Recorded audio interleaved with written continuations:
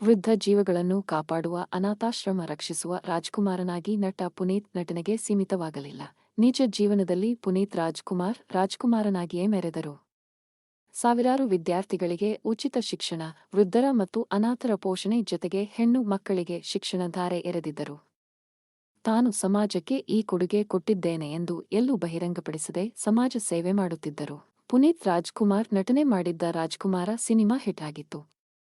ಹೆತ್ತವರನ್ನು ಪ್ರೀತಿಸಬೇಕು, ವೃದ್ಧಾಶ್ರಮಗಳಿಗೆ ಕಳಿಸಬಾರದು ಎಂಬ ಸಂದೇಶ ಸಾರುವ ಪುನೀತ್ ಈ ಸಿನಿಮಾ ಸೂಪರ್ ಹಿಟ್ ಆಗಿತ್ತು. ಆದರೆ ಪುನೀತ್ ಹೀರೋಯಿಸಂ ಕೇವಲ ತೆರೆಯ ಮೇಲಿನ ನಟನೆಗೆ ಸೀಮಿತ ಮಾಡಿಕೊಂಡಿರಲಿಲ್ಲ. ಬದಲಿಗೆ ನಿಜ ಜೀವನದಲ್ಲಿಯೂ ರಾಜ್ಕುಮಾರನಾಗಿ ಅನೇಕ ಅನಾಥ ಮಕ್ಕಳನ್ನು ಪೋಷಣೆ ಮಾಡುತ್ತಿದ್ದರು.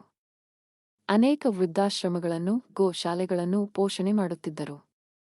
ಎಲ್ಲಿಯೂ ನಾನು ಸಮಾಜ ಸೇವಕ ಎಂದು ಬಿಂಬಿಸಿಕೊಂಡಿರಲಿಲ್ಲ. ಈ ಮೂಲಕ ದೊಡ್ಡ ಮನೆಯ ದೊಡ್ಡತನ ಮೆರೆದಿದ್ದರು.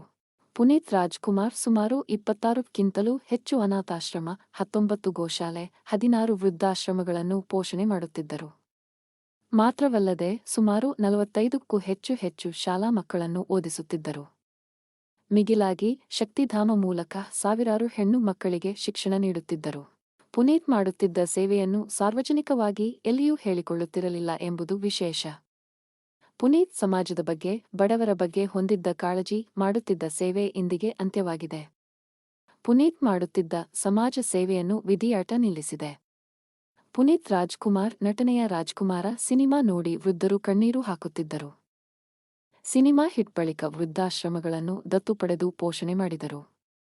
ಹೃದಯಾಘಾತದಿಂದ ಪುನೀತ್ ನಿಧನ ಹೊಂದಿದ್ದು, ಇದೀಗ ಪುನೀತ್ ನೆರಳಿನಲ್ಲಿ ಬದುಕುತ್ತಿದ್ದ ವೃದ್ಧರು, ಅನಾಥ ಮಕ್ಕಳು, ಬಡ ವಿದ್ಯಾರ್ಥಿಗಳು ಅನಾಥವಾಗಿದ್ದಾರೆ.